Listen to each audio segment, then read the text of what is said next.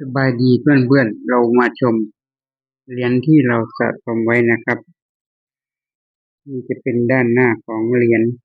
เสด็จพ่อรัชกาลที่ 9จะเขียนด้านหน้าว่าพระบาทสมเด็จพระปรมินทรท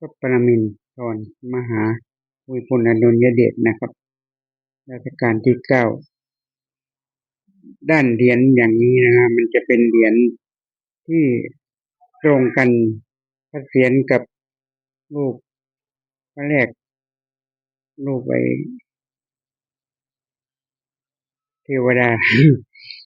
ยังไม่เป็นครับ60 ปีของกรมการค้าภายใน5 พฤษภาคม 2545ประเทศไทย10 บาท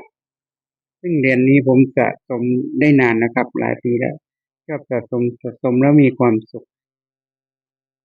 ไม่ได้คิดจะเอาเข้าประมูลหรือว่านี้เวลานั้นเราก็จะใส่คอแขวนคอนะฮะเป็นความชอบส่วนตัวอันนี้เหรียญ10 บาทกรมการค้าภายในนะครับแล้วก็มาชมอีกอันนึงภูมิพลอดุลยเดชรัชกาลที่ 9นะฮะพ่อร.9อันนี้เป็นเหรียญ1 บาทประเทศไทยพ.ศ. 2525ราคา1 บาทนี่จะเป็นรูปพระมหาปราสาทแล้วก็วัดอรุณนครปฐมแล้วก็เป็นพระราชวังหรือวัดพระแก้วไม่มั่นใจต้องใส่เป็นวัดพระแก้วนะฮะ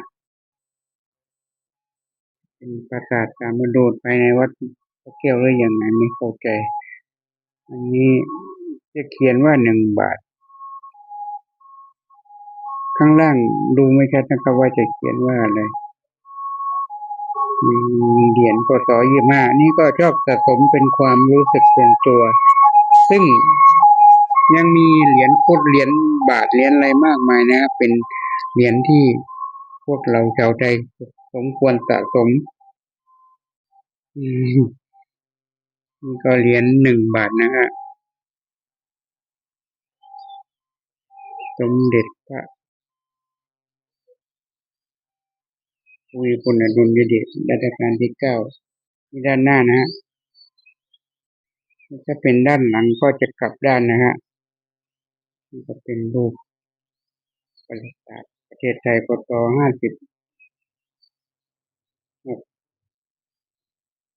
51 51นะครับ1 บาทของรัชกาลเหรียญกระสาบไทยผมก็ได้สะสมมานานหลายปีนี่เหรียญหนึ่งครับไม่ถูกเป็นเหรียญ1 บาทภูมิพลอดุลยเดชรัชกาลที่ 9พ.ศ. น่าจะเป็น2555นะครับ1 บาท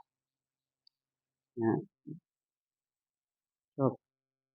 หรือติชมได้นะครับในคอมเมนต์เข้ามาให้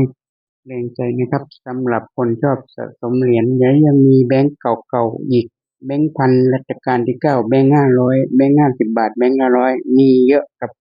เก็บไว้เป็นครุฑ นี่ก็เหรียญกรมการค้าภายใน60 ปีกรมการค้าภายใน5 พฤษภานะฮะ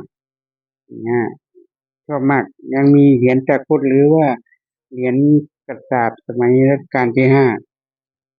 51 อัดหรือว่า1อะไรนะคุณจำไม่ได้เดี๋ยวจะเอามาถ่ายให้ชมสำหรับคลิปนี้ขอให้เพื่อนๆมีความสุขครับสวัสดีครับผม